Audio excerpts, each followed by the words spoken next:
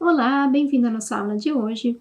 Hoje a gente vai fazer uma série de reflexões sobre as embalagens. Então, o que a gente espera para o futuro, o que espera de tendências para as embalagens, para a gente já estar antenado desde já, né, desde o início do nosso processo como designer de embalagens, para já pensar um pouquinho além, o que a gente pode fazer em prol tanto do consumidor quanto do nosso planeta. Afinal, eu vou começar falando para você sobre um assunto que não tem como ignorar nesse universo de embalagens. Acho que, na verdade, não tem como ignorar em nenhum setor produtivo, né? Que é a questão da sustentabilidade, a questão do cuidado com o nosso planeta. E nas embalagens isso é especialmente relevante, porque muitas embalagens usam polímeros, usam plásticos diversos. E plásticos, infelizmente, geram um tipo de resíduo bastante complicado, um resíduo que muitas vezes vai parar em locais indevidos, como no mar. E a gente tem hoje bolsões, né, de lixo, ilhas gigantescas de lixo que se formam dependendo das correntes marítimas. A gente tem no Oceano Pacífico, a gente tem também no mar próximo ao Japão. Temos alguns locais no planeta que acumulam esse lixo.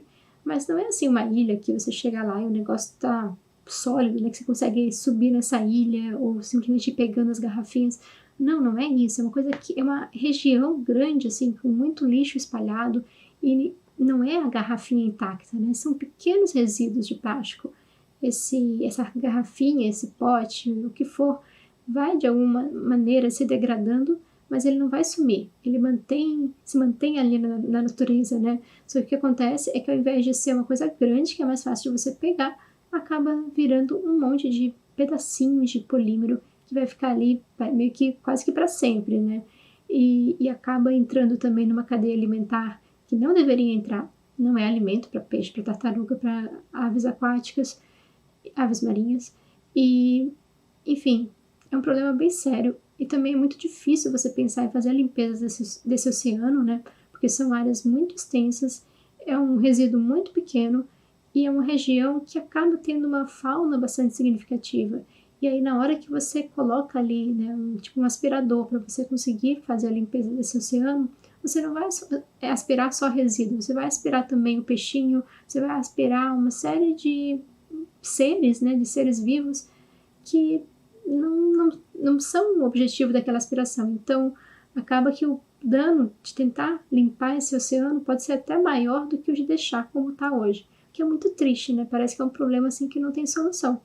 Mas a boa notícia é que a gente tem uma solução se a gente olhar daqui para frente. Então a gente não pode mudar o nosso passado, mas a gente pode mudar o nosso futuro, a gente pode construir o nosso futuro, um futuro que a gente quer, um futuro que a gente visualiza coisas melhores, né? E nós como designers temos bastante esse papel e bastante poder também nas nossas mãos, de certa forma, né? Claro que quando você vai fazer uma embalagem para um cliente, você pode escutar às vezes alguma coisa assim que parece muito esquisita, né? Por exemplo, quero embalar uma banana. Gente, essa foto aqui não é uma foto daqui do Brasil, uma foto, enfim, de algum outro lugar pelo mundo, mas infelizmente eu já vi essa cena, gente. Eu já vi banana embalada numa bandejinha de isopor com um filme plástico por cima. Pra quê? Pra quê? Se a gente tem a banana como uma fruta assim perfeita que já vem embalada e é só você desembalar e comer e é super fácil.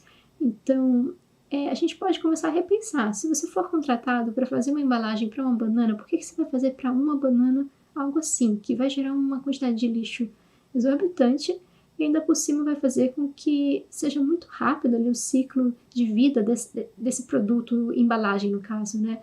A pessoa vai comprar, como vai comprar uma banana, talvez ela compre para já comer ali na saída do mercado mesmo, e já vai descartar enfim, aquela embalagem, né? E acabou, assim, a embalagem não serviu quase que para nada. Então, tem outras soluções possíveis, né? Você tem etiquetas que você pode colocar nessa fruta, se você quer embalar de alguma forma. Você pode fazer um carimbo também, que aí você nem usa um material ali, um plástico, um polímero, né, como etiqueta. Você usa uma tinta, você pode pensar numa tinta ainda que não seja uma tinta com metal pesado, uma tinta que você consiga não ter problemas para o meio ambiente depois. Então, existem sim soluções e a gente tem que pensar nessas soluções. A gente não tem que se ater ali ao óbvio, né, ao mais fácil. A gente tem a responsabilidade de buscar outros caminhos possíveis. E, na verdade, né, os países têm algumas legislações específicas sobre essa questão, né? Aqui no Brasil a gente tem um plano nacional de resíduos sólidos e que a responsabilidade do descarte desse resíduo também é do produtor. Então, de dar um destino correto, né?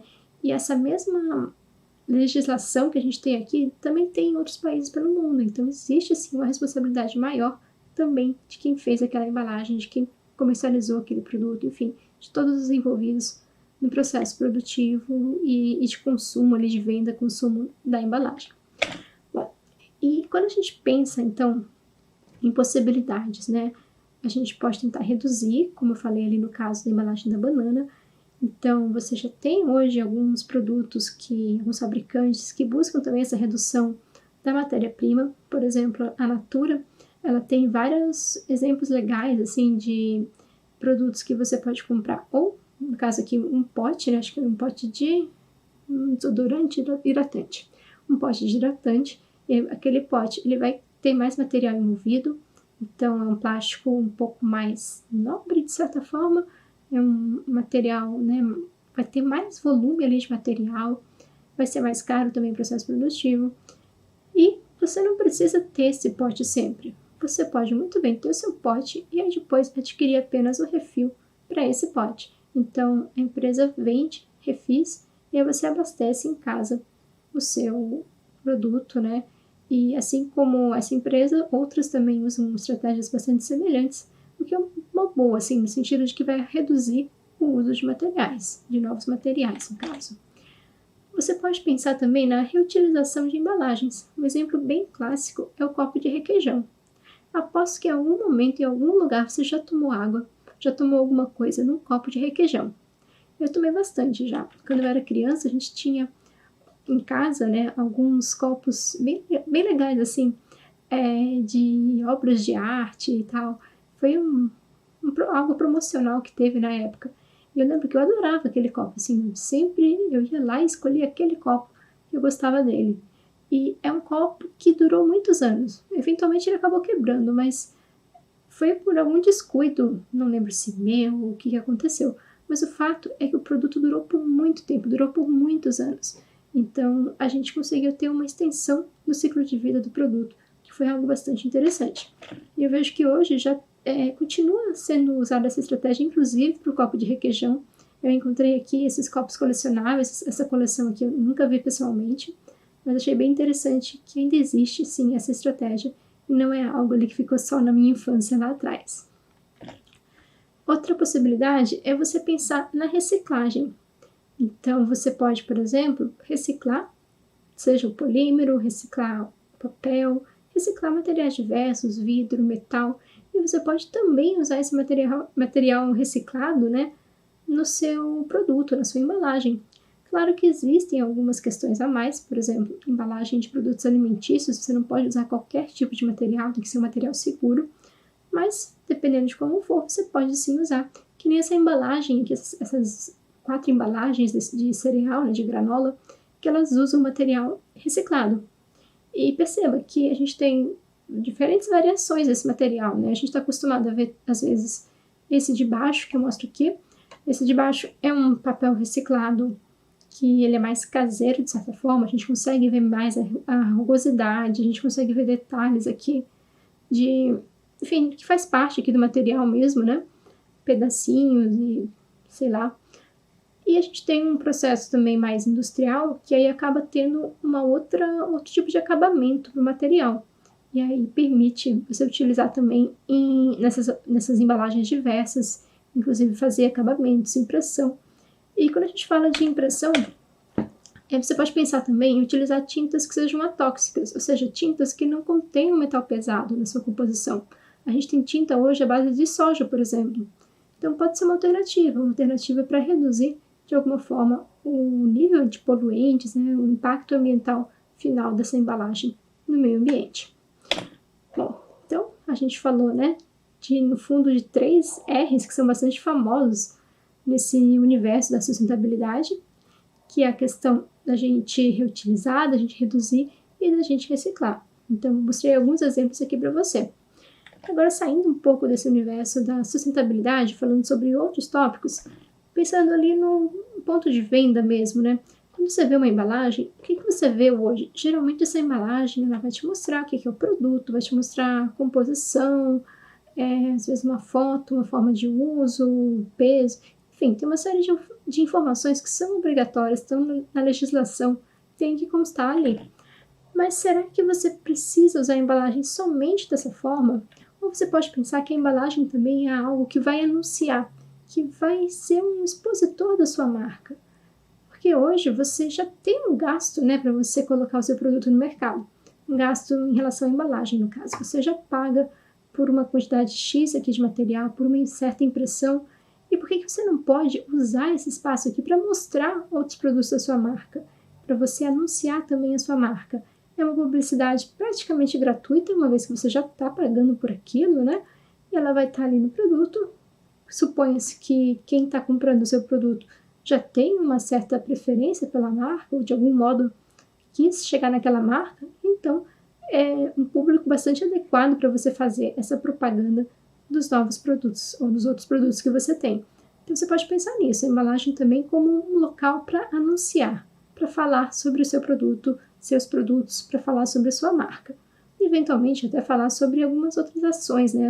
Às vezes uma ação promocional, alguma coisa assim, também dá para pensar em usar nesse espaço. Outra coisa bem legal, particularmente, acho que é a área que eu mais gosto, que quando a gente pensa assim no futuro das embalagens, é a questão da inserção da tecnologia em embalagens. Porque sim, aquele pedacinho de papel, aquele pote plástico pode ter tecnologia a mais embarcada, né, além da própria tecnologia de produção. A gente tem, por exemplo, o uso da realidade aumentada. Realidade aumentada quando a gente pega alguma coisa real aqui e você começa a inserir elementos virtuais a essa realidade. Então você pega seu celular e você está visualizando alguma coisa aqui real e em cima desse algo real tem alguma coisa pulando, alguma coisa saindo, alguma informação a mais extra que está aparecendo. Então isso é muito legal. E hoje a gente tem várias iniciativas assim de embalagens que usam a realidade aumentada, principalmente no universo infantil, assim, usa a realidade aumentada para criar joguinho, para criar alguma coisa nesse sentido. Mas assim, as aplicações são diversas, né? Você pode criar o que você quiser com realidade aumentada. É muito legal e vai da sua criatividade mesmo, ver o que é possível fazer e aplicar a embalagem. Outra possibilidade é o uso de NFC. Sabe NFC que tem hoje, né? Em cartão de banco, em smartwatch, enfim, em vários produtos. Você pode ter uma tagzinha NFC também, colocada em algumas etiquetas, né, alguns rótulos de produtos, de embalagens diversas. Claro que são embalagens um pouquinho mais caras, mas dependendo do tipo de produto, tipo um vinho, você pode sim adotar isso. E aí você escaneia com o celular, né, passa o celular ali e você tem acesso a outras informações. Você pode chegar no site, você pode chegar, enfim, aí vai também de novo da sua criatividade, né, ou enfim, da jogada que toda a equipe vai fazer para o uso desse NFC, mas é uma possibilidade. Outra possibilidade bem legal, e essa eu acho espetacular, assim, é o uso de etiquetas inteligentes, as Smart Labels. Essas etiquetas, elas trazem uma função a mais para a embalagem. Por exemplo, você pode ter uma etiqueta em que quando você abre um produto, você ativa essa embalagem, essa etiqueta, e ela vai mudando de cor. E aí eu sei que ela acabou de ser aberta, que ela pode você pode usar por mais tempo, você tem que comer logo, se ela já está passando do ponto, enfim, você consegue definir, né, ali pela cor, visualmente você percebe exatamente como é que está aquela embalagem, como é que está aquele produto, se já está na hora de deu, não dá mais para comer, ou se ainda está fresquinho, digamos assim. Outra possibilidade, você pode ver se esse produto está vazando, então uma embalagem que tem essa etiqueta que muda de cor, se percebe algum tipo de vazamento. Então é muito legal, assim, são possibilidades bem variadas mesmo, e estão desenvolvendo muita coisa nessa área de Smart Labels. É a questão também de você saber que existe e correr atrás para aplicar no seu produto, quando fizer sentido, claro, né? Tanto em termos de custo, quanto em termos de disponibilidade desse recurso, onde você estiver fazendo o seu trabalho. Bom, seria isso por enquanto. Eu espero que tenha despertado em você, assim, uma vontade de ir atrás de outras possibilidades e de entender que embalagem não é só fazer uma coisa comum, uma coisa necessariamente como tudo que você vê hoje em dia, você pode pensar, você pode ir além. Os caminhos estão aí e com certeza tem muitos outros para você descobrir. Um grande abraço e até a próxima aula. Tchau, tchau!